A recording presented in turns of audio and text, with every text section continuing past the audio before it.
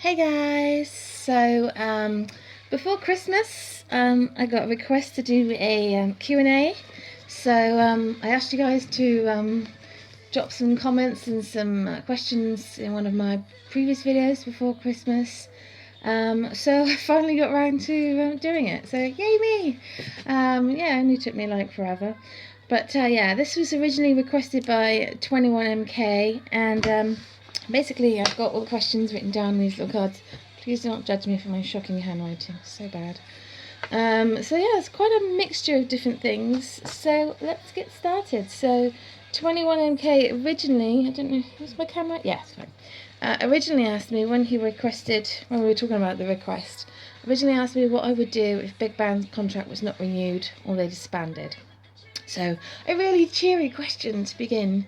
Basically, I would be really shocked. I mean, Big Bang have been around for a long time. You know that they are due to go in the army at some point in the next year or two. But I've been very fortunate so far with Big Bang. You know, they haven't done like Super Junior yet, where it's like one after the other, so it's going to be like forever till they're back as a group. But I think if they were not to renew their contract or they were disbanded, obviously I'd be very shocked and inconsolable at first, but I would support them no matter what. I'm a VIP until whenever, and that doesn't necessarily just mean for like the 5 of them as a group. So individually, I would still support them no matter what they want to do, as long as that's what they wanted to do. I've always kind of imagined that GD and Taeyang would stay at YG, or they would create their own label or something like that. TOP definitely would become an actor. I would think that Seungri and Daesung would probably tend to go into more like the MC kind of it. They probably would release their own music, but maybe on a different another different kind of company. Daesung does really well in Japan, so. But whatever happens, I will always be a VIP until the day I die, probably beyond. So, yeah, I think it would be like an initial shock and mourning period, but I always support all 5 members of Big Bang. So, yeah. The first K-pop thing that you had besides the Big Bang concert photo book, and when did I get it? So I have said before, haven't I, many times, that the first K-pop thing that I ever bought was the 2011 Big Show photo book. But before that, after that, because that was literally the first thing that I ever bought, I did go and see Big Bang when they came to the UK back in 2012. And as you can see, this is a hoodie. This is the hoodie that I wore to the concert. Here, I can't really sort of see it very much, but it's kind of beloved. I don't want to go too because I do actually wear it an awful lot. And yeah, so I would say it's that one, and also my very first Big Bang light stick. I had both of these for the concert, so I would say this is definitely the 2 things that I got first. I got them both from the official YG shop. YG sticker. Don't ask me how much I paid for them, but I did buy them for the concert, so yeah, that'll be the reason. That'll be the thing. So yeah, that's 21MK. Top Min Kwan she asked me loads of different things, and my favourite thing to cook, which I do like cooking, especially like cooking pancakes, brownies, all the kind of sweet stuff. I've got a very sweet tooth, so I don't really have like a favourite thing to cook, but yeah, probably brownies. My family really like it when I make brownies, so. And question 2, if I could sneak into any K-pop idol's bedroom, who would it be? This kind of gives you a bit of an idea of her mentality. I'm not allowed to mention Young Jae, so I think that's really unfair. But I probably would sneak into Seungri's bedroom. I don't really think I need to explain why, so yeah. And if I could go to Korea, would I? Hell yeah! I do plan on going to Korea. My husband has made it perfectly clear that he does not want to go to Korea with me, so I think what I probably will end up doing is doing like Korea and Japan with my sister. My sister wants to go to Japan, but I'm not sure when that will be, so hopefully soon. But And then question 4, how much money would I tip Yuno if he danced for me? Again, her mentality. I would tip all that I had, to be honest with you. So, the next question is from Lena Exhart. What album do I really wish I could have? I probably said this a million times, but there is a list. But the main one is GD and Top's Play, which is like the special edition of that album. It's really difficult to get for a good price. It's probably the hardest thing, and I know I will never own it because I just would never be able to afford the £100 plus. And you can never find them on Amazon for second hand or anything like that. So I would say that one. I would also say Jejong's Y, which is the repackaged from his first album. Similar kind of thing. It'd probably be a little bit easier to get that one. But yeah, I would also like to mention FT Island's first album, Colourful Sensibility, Cheerful Sensibility. To be honest with you, it's both of them. Their first album, Cheerful Sensibility, and their second one, Part 1, Colourful Sensibility. Those two are like the ones in my FT Island collection I don't think I will ever own. So I would definitely say those 4 would be on my list, but I doubt very much. Then we have the next question from May 03 1296. If that's your birthday, then it just depresses me. Oh, I feel so old. What type of music was I listening to before I got into K-pop? Well, I've always, as you guys know, with K-pop, I like a lot of different groups, and I've always kind of been the same. When I was growing up in the 80s. Yes, I was a child of the 80s. Michael Jackson was my world. Literally was not interested in anyone else. Michael Jackson was my everything. So he just used to make me so happy. His music, I was obsessed. Me and my best friend were just completely obsessed with him. So he was the biggest influence. And then in like the early 90s, I got into rock music, got into U2. So I really loved U2, but I've always been a fan of different genres. So U2, I also have a big fan of Nightwish and Within Temptation. I've seen them both a couple of times. And I also love pop music. I've seen Christina Aguilera, Backstreet Boys. I've seen so many groups. I've got so many concert tickets from all the groups and stuff that I've been to see back when concert tickets were affordable. So yeah, I used to have quite a lot of different, and I still listen to a lot of this stuff. But I'm not really down with the current music now. Like, I couldn't tell you who's in the UK top 10. It's not K-pop, so I'm not interested. So yeah, there's that one. Mario, Power Up, Any Irrational Fears, appearing on camera, having my photo taken, being filmed, any of those is pretty much my biggest fear, and only fear, really. Question 2, if I could be of any age for a week, what age would that be? This is going to sound really stupid, but I think I'd be about 24, 25, around about 2004. So then I could knowingly get back into K-pop, I could get into K-pop before the big groups debuted. I would really love to have been around when the likes of Dongman Shinki and Big Bang, Suju and all that kind of debuted. I do feel a bit sad that I was a bit late to the party. I know I'm not, I have been into K-pop for a while now, but yeah, I would definitely be that. Absolutely, for sure. And then question 3, K-pop concepts that I like and dislike. So I'm not really fussed about K-pop concepts. I would say that the only thing is that some concepts suit some groups and I like them to stick to that. So, like, for example, VIXX. I love VIXX when they do Chained Up and Voodoo. I don't like it when they go all cutesy and pastel-y. I'm not a big fan of cutesy pastel-y. Not really. Same for Infinite. I don't really like their cutesy pastel-y kind of things. I like my boy groups to be manly. That's a really weird statement to say, really. But I much prefer those kind of concepts. I don't really like it when SM try to be overly artsy.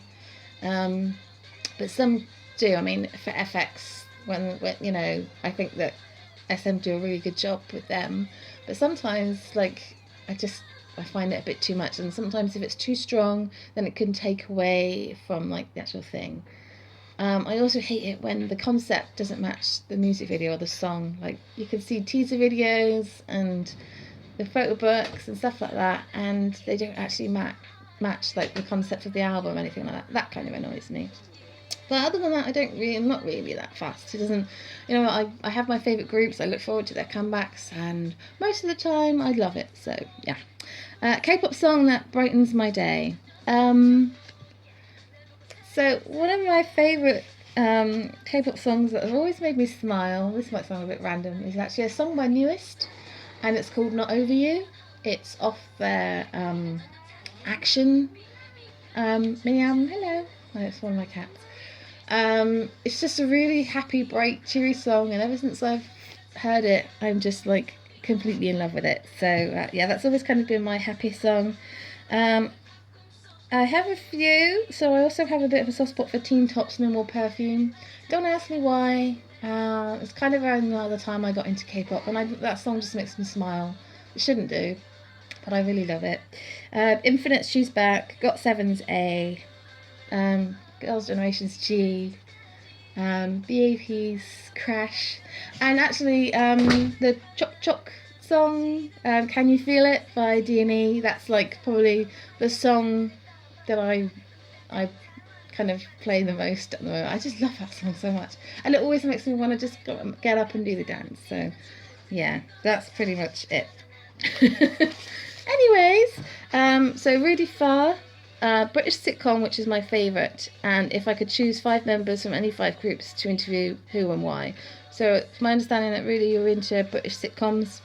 I'm not, and I know that's horrifying because I'm British and I should be into British sitcoms, but I kind of grew up with some of the classic British sitcoms. So Fawlty Towers, Only Fools and Horses, Blackadder, Open All Hours, Drop a Dead Donkey, and Red Dwarf are my 2 most favourite of all time kind of British sitcoms, I suppose, especially Red Dwarf. I was a big fan of Red Dwarf, and when you grow up with comedy like that, you're not really affected by the comedy that's around now. It's really rubbish compared to those. I have a favourite like comedians, like I really love Sarah Millican. She's really funny, and a few others. I like a lot of British stand-up, but I don't actually watch that many sitcoms. I don't watch any British sitcoms. I watch a lot of American shows. I like Castle and Hawaii Five-O, NCIS Los Angeles, Supernatural, Vampire Diaries, Once Upon a Time, all that kind of stuff. So yeah, but I don't really, I'm terrible, and I really should support British stuff, but no, I like the American kind of stuff. I've watched them for so long, so it's like, and if I could choose 5 members from any 5 groups to interview, who would it be? Sungri, I don't think I need to explain why. Hyoyeon, because she's my ultimate female bias, and I don't think she gets enough screen time. Minji from 21, because again, she doesn't get enough coverage. Changmin, just because I want to investigate whether Yoonjae is real, and how he feels he's helped with that situation. And Heechul, Kimmy Chol. Well, who wouldn't want to interview Heechul? Like, seriously, it would just be so much fun. I can kind of imagine trying to interview Sungri and Heechul at the same time. I'm not sure that would work. So, but yeah, I would definitely say those.